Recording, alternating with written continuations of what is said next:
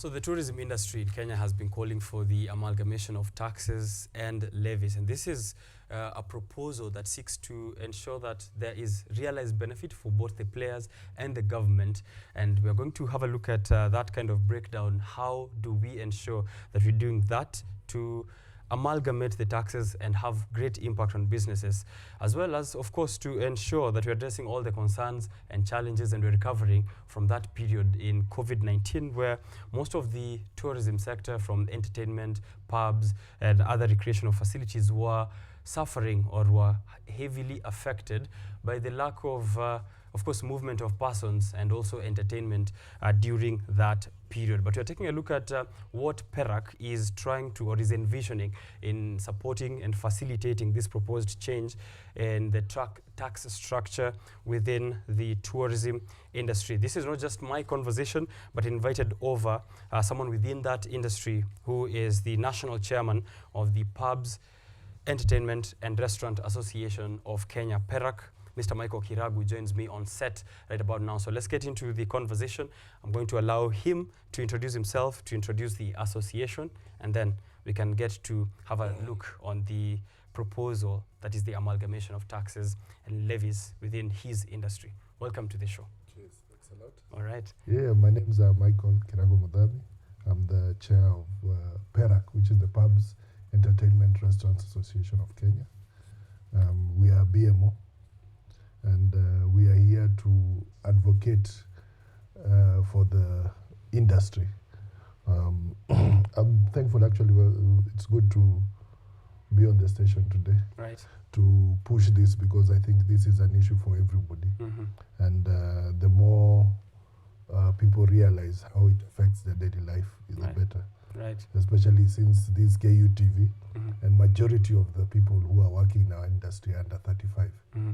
So I think we're talking to the right audience. Yeah, I'm also, I don't know if to call myself an ex-stakeholder or still a stakeholder, because I've also been within this industry some time back. So I'm excited to have this conversation.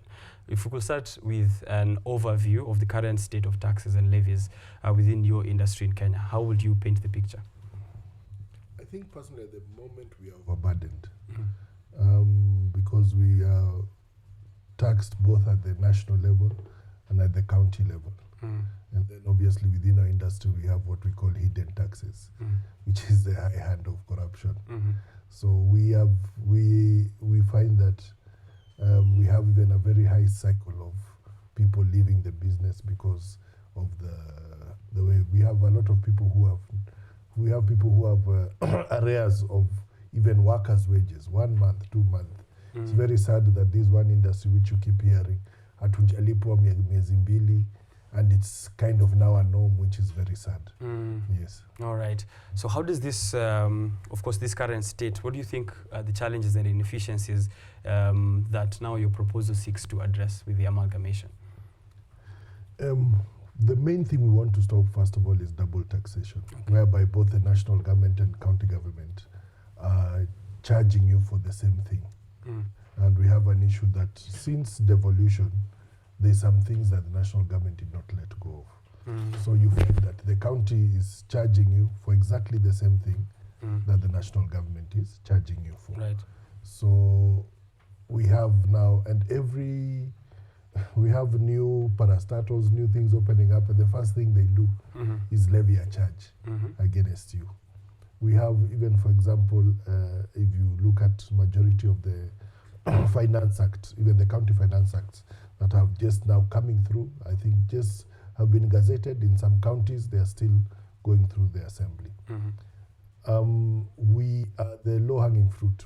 The people find it very easy just to tax us, because they think we are quick sin tax. It's easy to tax them. No one will complain.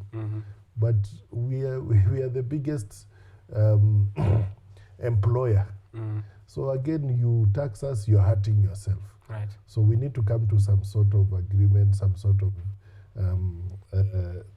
use of, and also correct use of the public participation framework, because they keep asking us questions, then we end up, the answers they give, they don't listen. They just go ahead to tax whatever they want to. Yeah, easy tax, low-hanging fruit, as you said, there since the 1980s.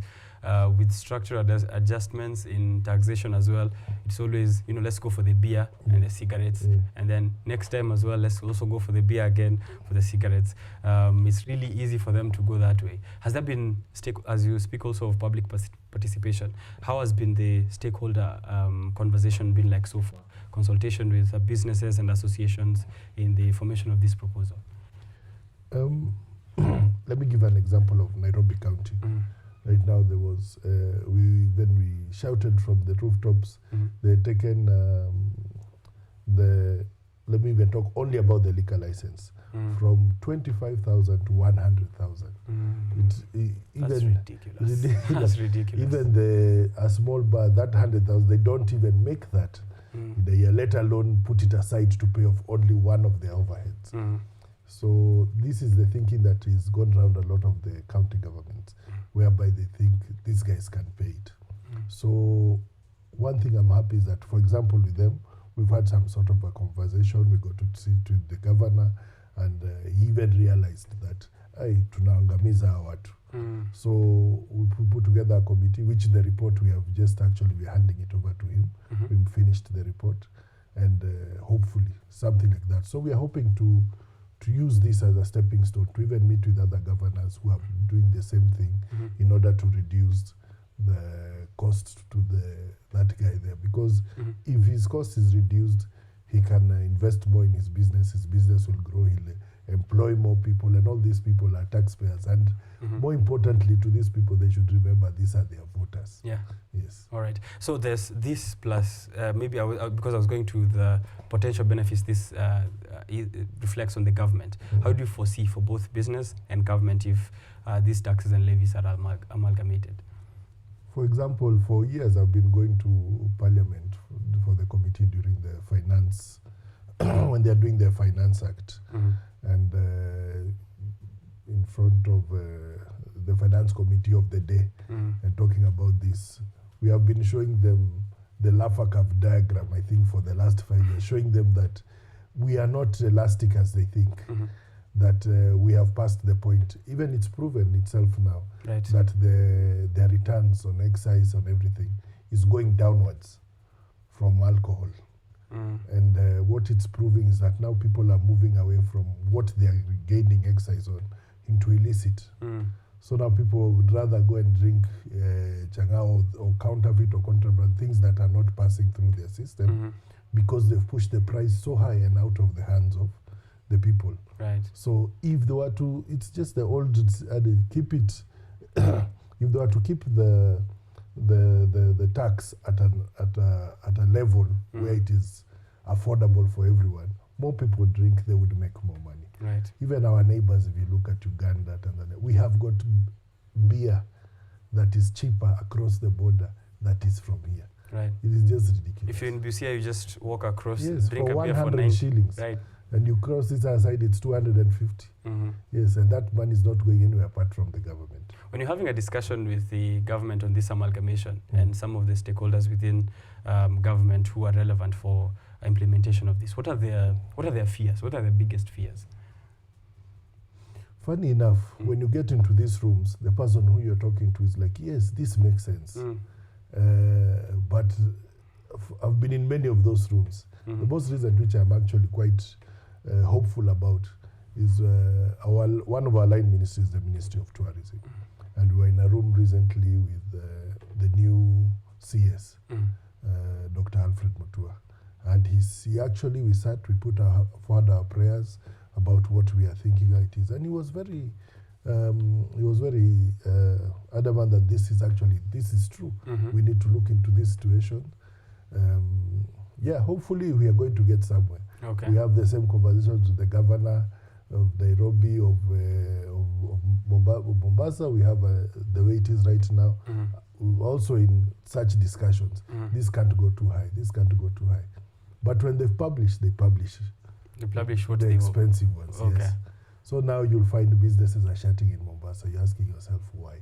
It's because you are overtaxing them. Right. Yes. Of course. Yeah. This is something they need to take a look at. If we're talking about implementation, what will be the process like and the expected timeline if the amalgamation becomes something that is true? If I'm being honest, this is a proposal. Yeah. It's a proposal we've made many times before. It's just not seen the light of day. But every day you wake up, you have to keep fighting. Otherwise, what else will happen? If at one point we can manage to amalgamate the national government ones and the county government ones. As I was saying, at least in Nairobi, we have some sort of movement. During Kidero's government, towards the end, we managed to get what was one license for everything you had, and then one for your liquor license, which worked very well. It was under Jumbo Pay. But when he left with the government of Sonko, it exploded. Everyone now came for their own day. But now it's coming back. The current governor told us it's on beta phase and should be live by January, February. So there will be one, if let it happen first, see if it will happen. One license to cover all your things you're paying to the county, and then with their liquor license. So you'd come, if you walk into any restaurant or bar these days, you'll find a big place with so many licenses. Right. Looks like your wallpaper. Yeah. But it should be at least one license for the national government, one maybe for the county, maybe your liquor license if you're selling alcohol. Because the people we have who are members who don't sell alcohol. Yeah. So it's not just about alcohol. So even in your restaurant, you should just have one from the national, one from the... Right now, as we speak, to open a club and to be legal, fully legal, you have to have like 29 licenses. Wow. So now where do you start? That's a lot. Where is the young guy who is a hustler going to get and do all those things? It will cost, it's a very expensive venture. Yes. Yes. To sell mandazi and tea is crazy. That's crazy. Yes. 29 licenses. Yes. I remember also while also operating within that industry, there used to be new requirements for licenses every time. Maybe next week, I'm told, you don't have a NEMA license. Where is it? So I go get it. Next week, you don't have this other one. It's a continuous music copyright as well. Those very many licenses, of course, I think it's important that we have one fit for all, such that it's easier and also cheaper. I do agree there. I think it's that same feeling whereby everyone looks at us as a basket. They think everyone has got that mentality of if you're in this business, you're making money, which is not true at all. Very few of us actually make real money. Majority of the people are middling in the middle, and there are a lot who are just going from paycheck to paycheck. We hear those are majority who hear someone has the need of, it is now the 30th of the month, wages of last month, you still not be able to pay. Yeah. Electricity is now through the roof. It's like electricity, I think in the last, you look at 18 months, is about 150 to 180% of what you were paying before. Yeah. So if you are paying something like 20,000, for sure now you're paying close to maybe 55, 60. It's crazy. That's crazy. Yes. Yeah. What is this? Why do we have a general assumption that people who operate within, I know we're speaking about pubs, restaurants, as well as, other recreational facilities, but just to stick on the liquor business, why is that general assumption that people are reaping huge? I think that also is in the mind of the government, that anyone who's operating within this industry, ni mtu anatengeneza pesa sana. I think it's that general thing where if you see one or two nightclubs that are full, especially now with the mega nightclubs that have come in, you're saying, these are 2,000 people in this room. A beer is 300 shillings. How much is this guy making? It must be millions. So these people must be making millions. Where is our cut? Right. That's the problem. A general but assumption. Even that guy, let that room be empty for 3 days that week. He has got 250 members of staff on the floor. He has got, if you look at the back of house, you look at what he's paying in his taxes, theft, security, whatever, security. You end up seeing that guy on a percentage is not actually making much. Yes. Okay. What is the organization that now we are speaking about, PERAC? How do you plan in supporting and the implementation of this new proposal? Okay, for us it's a work in progress. Okay. Because over the years we've even you go back to, for example, in Nairobi, from Kidero's time, we're part of that governance. There's something that was called a governance circle that went ahead and now even came up with that, they came with that one license, which is now being regurgitated by the current governor as now the one license initiative, what they're trying to do. I remember myself actually writing, by the former president, there was a presidential committee on this, although now change of government, whatever, it never went anywhere. On the same thing, we had written even to State House about this. And they made a committee for it, but it still never went anywhere. So every year we are at in Parliament when they're doing the finance. The one good thing that came out of this actually Finance Act is that they removed the inflation bit of the raising taxes, because come rain, come sunshine, every year we knew the price of beer is going up 3 times during the budget, during the inflation one, and now any time there for other costs. So 2 or 3 times, but at least that one was removed. So now we are only guaranteed 1 or 2.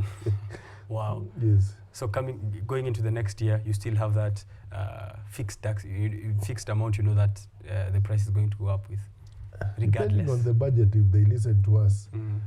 Currently, I think the government is a bit, they're pushing taxes a bit. I have no problem with paying taxes. My issue is, let's hope that tax is used for the right thing. Governor Sakaja promised us coming into office that there'll be one business permit for any business. You just get one business license for whatever business. Does he have that still in mind? No, that's the thing I'm talking about, the amalgamated one, which our conversation the last time we spoke with the governor was about a month ago. That is actually what he's saying. Okay. So he's saying in January, February, there should be that amalgamated one.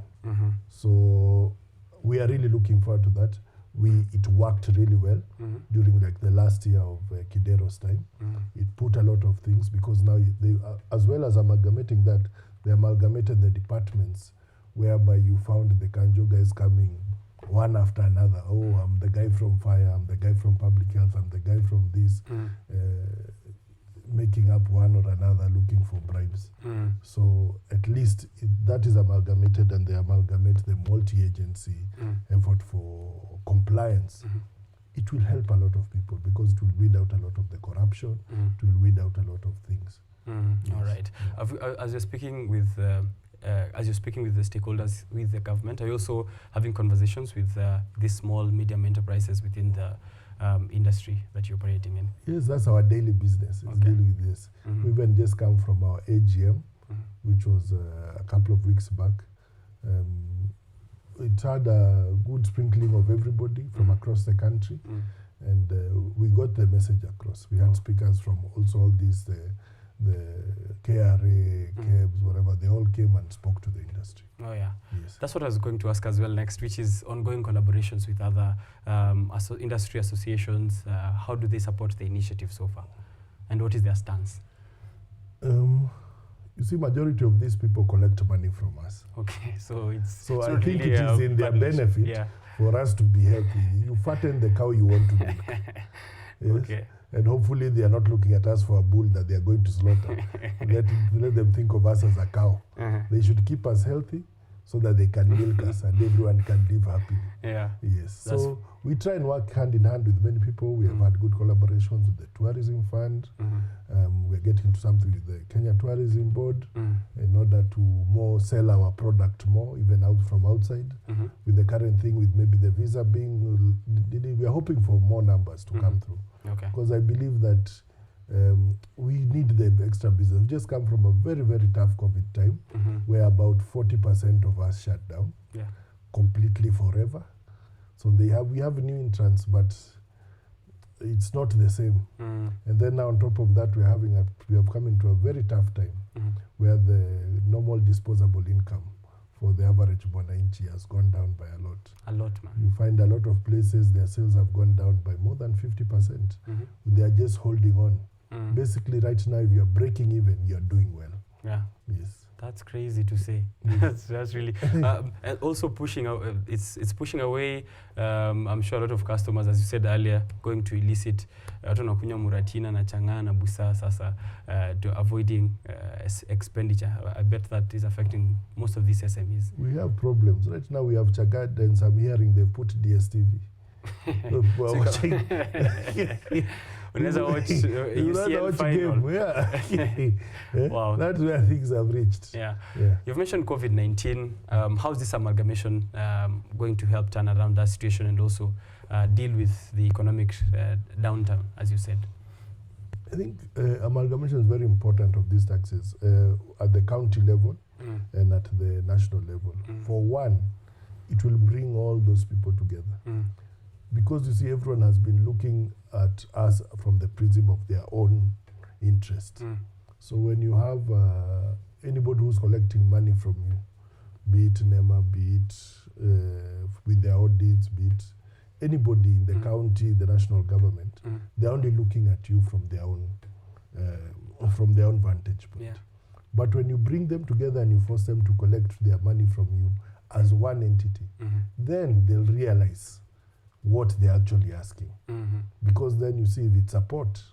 For example, we had the CMOs, which we had MCSK, we had PRISC, we had CAMP, we had, I think there was another one, all coming to us for money by themselves. For exactly the same thing. But now they were forced. We fought with them for many years to go and come with one invoice and go and fight for the money between themselves. Okay. So that, I think, changed the mindsets of those CMOs because they came to realize what exactly are we asking from these people.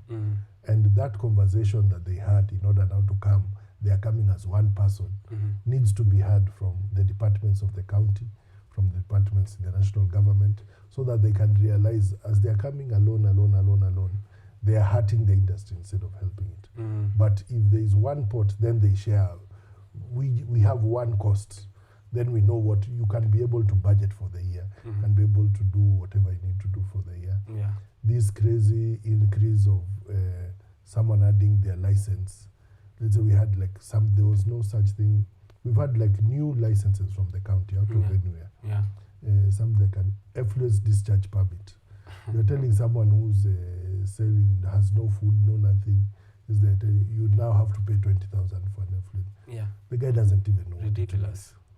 Doesn't even know what it means. Yes. That's actually the first problem already. Yeah. Yeah. So we have so many things that we need these people to realize that we are not just a big pot of gold at the end of the rainbow. Yeah. Yes, we are all supposed to be in this together. So we need to work together and find a way where we can all live in harmony. Right. To be very honest, I could be one of those people back when I was still a player in the industry. Could be one of those people who are not very conversant with many of these terminologies, what taxes here and there. Is PERAC also in the business or in the mandate of ensuring that its members or people who are playing within the industry have this information? Yes. One of our things is member sensitization. Okay. So when TRA is going to members and asking them, people are wondering, why do I need to pay for TRA license? 90% of the people don't even know what TRA is, which is the Tourism Regulatory Authority. They have the mandate to collect licenses from people on the ground. We say, but I don't even serve tourists. Why am I? Why you charging? Yeah. Yes. Right. So there is so many things that people don't understand. Why this, who is this big person who has come to collect money? They're threatening to close me. They're asking me for 1 million. Where am I supposed to get 1 million or such things? So that sort of sensitization where we try to reach out to these organizations so that we can partner and sensitize the people on either why do they need to pay, and if they need to pay, why, and what is it helping them? What benefit is it to them? Is it just something that is punitive from the government, or is it something that is actually there in order to build the industry and help everybody? All right. Yes. That is very key for anyone who's out there. Make sure that you're looking out for PERAC and looking to join the association. Is that something that yes, you can do? Yes, we have we are actually always looking for new members. Okay. We do want to put the push I'm having at the moment is the registration of sub-county and county bar and restaurant association groups, so that we can capacity build them and then let them be affiliated to join PERAC. Okay. We have found that lessons through COVID and other things, the bars will come and close, but the associations and groups will live forever. Okay. Because yes, I will register you, then you close. You're a PERAC member. What do I do? Yes, I cannot rely on your subs next year. And let's be honest, as Kenyans, a lot of people, they really find it hard to pay for things. That they'll always justify why they shouldn't pay for something. And subscriptions is one of the main things. Yeah. Yes. But always when there's something that's happened, where are you? What are you doing? How are you helping us? Yes, what are you doing? That I was, when is the last time you have paid your subs, my brother? Yeah. Yes. Okay. But yes, we're always looking for new members. I will, if I can give a phone number where people can reach. For sure, for sure. If you're a player within this industry, I think this is going to be good for you. I wish I knew of PERAC back then. I think most of my woes will have been sorted easily. Yes. And our number is 0714 563 912. That is 0714 563 912. Right. There's a lovely lady called Eunice. She will help you to move forward from there. Okay. Yes. So what kind of lessons would you say you've learned, or the industry has learned from COVID-19 especially, in case of unforeseen circumstances into the next few years? Something just like COVID happens again. Are we prepared? Is there resilience now? That's a very hard question. Because I think we were living on the seat of our pants. We didn't know what was happening from one day to the next. Yeah. First of all, it started with the fear, where even one major change I would say is actually it's moved a lot of people outside. So you'll find that restaurants or bars are now moved onto terraces, onto outside in gardens and places, because people now, I think it's claustrophobia from being inside during COVID. Yeah. And also that feeling of they don't want to be in enclosed places. So that's one thing. It has changed even the mindset of people. People have become more price conscious, whereby they were like, people who are drinking in bars are like, hey, sasa ile nilikuwa nakunywa nyumbani. Kwa nafanya hivi. Pale kwa wines. Hii pombe sio venye nilikuwa nauziwa pale. They don't realize the behind the scenes, the extra costs and everything. Yeah. But it's very interesting. It also brought the thing of people, you see even in Kiambu, they said they're banning people drinking in farms. Because of now even people, that mindset, no one would have thought before COVID to drive their cars and drink on the side of the road with the music and DJ in the rain. Yes, but this is some sort of mindset and things that have been put in, pack and chills and such things. Right. So there's been a lot of change even in the mindset of the customer, in the mindset of the person selling. Because one thing that is sad, actually, which is sad for people, is if you notice the events now have become very expensive. Yeah. And this is a straight up thing from COVID coming through, whereby promoters have realized there is no money now in the selling of them, but people have no money in their pocket. So they're trying to make their money in advance, because they know if they try and make it from the event, it might fail. So that's why you find now a ticket going for 25,000. Okay. Before then, it would have been unheard of. Who would ever go for a concert for 25,000? Now it's becoming a norm. Yeah. Yes. So even in fact that cost, because that person would have been passing by their local, having 2 or 3 beers, but now they'll save that money. So the locals are suffering to go for one event in that month. Yeah, so that's the kind of evolution that has happened since then. So we are seeing new offerings here and there in terms of entertainment and recreation. So even now you as someone who owns a bar or a restaurant, you have to go out of the way on food side, it's actually something very interesting and good has happened. We used to have just one set of foods and everything. Now there's nothing you cannot get. Yeah, gastronomy has become a very big thing, even up to very local levels. There's kibandas that are fully on Instagram. Yes, doing all types of food. So there's been positive and there's been also negative. So it's everything. We are not changing, we are not moving, we are not growing. Okay. Yes. I had a question on compliance and enforcement. I'm going to tread carefully here. How do we ensure that compliance and enforcement is something that even the business owners welcome? We are talking amalgamation of the taxes, but with the current taxes, there's an issue of who's coming to collect, who's showing up at my door, why is this police officer here, this kanjo here? How do we, and how is the association taking a look at that kind of issue to ensure that, you know, as I do my business, whoever is walking in through the door is not someone I'm scared of, is someone I know, and I will comply in accordance with the regulations? I think the biggest problem, if we are honest right now, we have is rogue kanjo people and rogue. In fact, somewhere I heard they don't want to be called kanjo because that's connotations. County officers. That's connotations of the dark era. But sadly enough, for a lot of us, we are still in the dark era. Because those kanjo are still behaving like the kanjos of before. So we have a huge problem in rogue kanjo and rogue police officers. I know we have stations like in Kasarani, we have places in which are notorious at the moment. Kisii Central Police Station. just have to point a very specific one. Yes. We have issues. Even now with the issue of the police officer who couldn't pay his bill and killed the young lady. And I think it's 2 dead or something. It's very sad. And this is just now to the thing where everyone believes that this is but they are milking the cow to death. If you have 3 officers coming, nipatie mia yangu, mia mbili, it's untenable. We have the officer there in Roy, the OCS, who now I'm keenly trying to follow his case. I hope he gets locked up. Whereby basically it's robbery. What they are doing is robbery. It's just robbery, straight up. Yes.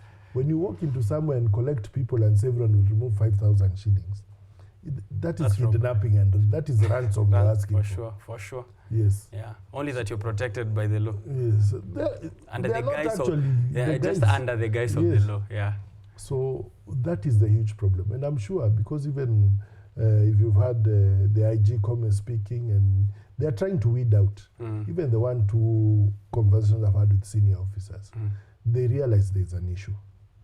And they are trying to, the problem is it's institutional. So even you're trying to weed out people who are thugs.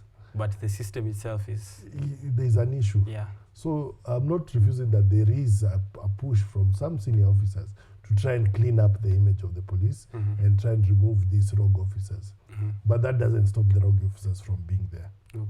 So I think it's just for us to be more vocal about the issues, more vocal about these people.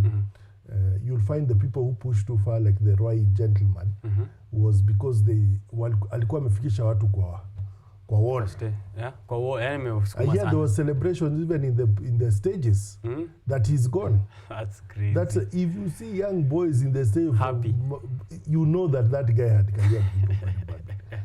I don't know if he had gone, he had something, and maybe someone had an operation, he had to collect millions or something, but going about it the wrong way. That's the wrong way to do it. Okay. In these proposed changes, does it feature local liquor producers, especially small and boutique distillers? Which is a kind of a new thing, which is interesting. For us as restaurants and bars, we welcome competition. That is something we welcome. Because then again, you see, when it is only 1 or 2 big players, they have a sort of monopoly, and you end up under the coach. They are too much of the big brother. They feel they are more important than you. But we are the retailers. Without us, they don't have business. But as the more of these other young people come and push through their product, the better for us. When we have I don't call it volatile market, is when the best things happen for us, because now they start competing for our eyes. Oh, yeah. Yes. So this guy is giving offers, this guy is giving offers. Yeah. So my customers are happy Comes because now I have many things to sell my customers. Yeah. They are coming.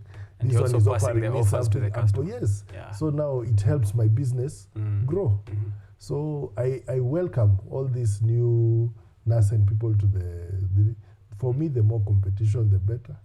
Yes. Okay. Yes, that Right. is it's best for all of us. Yeah, for sure. Because even the people who might have been monopolies, who become stagnate a bit, they are poked a bit, they have something to fight. Even them, the innovations become Watu warauke, Yes. wafanye kazi. wafanye kazi. Kweli. Yes. Just as we wrap up, we are going into the festive season.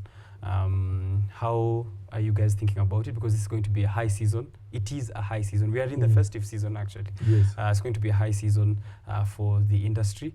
How are you preparing your stakeholders for that? And then also, just a quick word of caution for people as they have fun as well. We are hoping, I think even that's why we reached out to a lot of the regulatory bodies, a lot of the, from the counties to the government, watuachilie kidogo sahi. Yeah. Kuna mtu anapiga makele kidogo, nyamazia kidogo paka January. Wacha watu watafute pesa. Fees na pesa ya kuwalipa hizi tax zote mnataka. So hopefully we are hoping for a good, because we really understand people don't have money in their pockets. Yeah. So the little they have put aside for entertainment, we are hoping they'll spend in our premises. We are hoping for at least, lakini wasimalize paka ile ya fees. Watoto waende shule tafadhali. So Sikunywe sana. Sijasema wasikunywe sana. Wasimalize. Wasimalize pesa. Wakunywe ile wako nayo entertainment. Kweli. All right. So we are hoping, and then obviously our old adage, don't drink and drive, please. Yes, be careful. We know there's still that negative element there. It's also high season for watu wa mchele na watu wa dini. So watu wa pishori. Watu wa pishori and everything. So be careful when you have out there. Have fun in I don't say a controlled environment, but responsible. Yeah. Yes. Okay. Because we are speaking about amalgamation of taxes and levies in the tourism industry, I think that's going to be the last thing I'd like you to say. But before you go on, I'm hoping to get you another time, because I have a lot on this topic that I'd like us to discuss, especially in the industry that concerns liquor. Well, biased because I've been operating there for a while, but I think young people, as you said, under 35 are mostly the ones who are operating within this. And that fear that, no one wants the young people to prosper is really, has really been a recurring theme even in this show as we get feedback. So maybe sometime later we can get to the nitty-gritties of business, how to survive and thrive even within that industry. No problem. Yeah. I'm always available. For sure. Yes. A word to the government as we call for amalgamation of levies and taxes. Now I don't know if I'm pushing them to, because we have had these conversations with them, and we hope they will listen to us this time. I know there's a lot of pressures on us as a country. Yeah. We have got a lot of commitments that we have to do with the payments of our debts and everything. I understand the Treasury needs to collect money. Yeah. We need to grow as a country. We have a lot of projects. But to us who are trying to also grow, and we are holding on to these hustlers, as you might call them, tufanya hiki tuna utaratibu, whereby we sit on the table and actually use that public participation for what it's meant for. There's actually a bill going through Parliament that is going to regularize public participation. Okay. So that it's not just that we signed a paper, we were in the room, and then people do whatever they wanted to do. So that they have to take your thoughts and your opinions into account and justify why they did not listen to them, which is, I think, the future that would now move this country forward. Nice. So as it seems, I hope, I know we are in talks with a lot of these people. Let's just hope that the talks go well. Yes. Okay. So we just go there. I'll leave that at at that. Yes. Okay. As we're speaking of regularization of these businesses, just a final call out for people to join PERAC, and that number as well for anyone who's just joined into the show and isn't aware where to call. If you're within the pubs, restaurants, and recreational and entertainment space, you need to join PERAC as an association to fight for some of these changes, and that's going to be significant in terms of implications in businesses. So just a call out for them to join, and the number. Yes, the number is 0714 563 912. Again, that's 0714 563 912. And there's a lovely lady called Eunice who will pick up that line. And yes, join PERAC, and more important, wherever you are, come together. These businesses, kuna watu wanaitwa wanachomeana. You find there are people with the bars there, and then no one wants the other to prosper. They don't understand why that person is selling and you are not. Yeah. The best thing is form a group, work together. Your line, if you work together, the people, it will make it a destination, and people will come to all your places. Yeah. There's always someone who will sell more. Usitie huyu polisi ati juu ya anauza mingi. No. So that sort of formalizing is what we want to capacity build. So when those people come, whether it is a road of bar, whether it is a sub-county level, whether it is at ward level, we form those groups. We'll come, we'll help you formalize your structures, we'll help you make it so that at the end of the day, we are one big thing. There's a reason why Matatu organizers and everything, when they say they are closing the roads, they close together, yes. Because it's togetherness. Yeah. And that's what we are fighting for, togetherness in this industry, so that we can get what we want. When we are together and we form these groups, and we can say, tomorrow we say, we are one of the companies selling to us always the number 2 taxpayer, EABL. You want to tell me, if we say we are not selling beer tomorrow, the government will not listen? They will listen. They will listen. Definitely. Yes. Yeah. So my last message is for us to come together, because we all have one goal in mind, and that's a better future for our lives, our wives, our children, everything. All right. Yes. That is the National Chairman, Pubs, Entertainment and Restaurants Association of Kenya, PERAC. An imperative discussion, a very important and insightful discussion we've had here on the amalgamation of taxes and levies in the tourism industry. You see there an image of PERAC hapo on your screen, the mission, the vision. So that's something that you really want to join. We have been shedding light here on membership, on other critical issues, especially on taxation, which are contributing to the ongoing dialogue that shapes the future of Kenya's vibrant tourism sector. Thank you very much. Cheers. All right. As you're going for this break, don't go too far. We'll be back with much more. Discussions are happening here on business, politics, and as well as the economy. #Biashara Tuesday. I will be right back.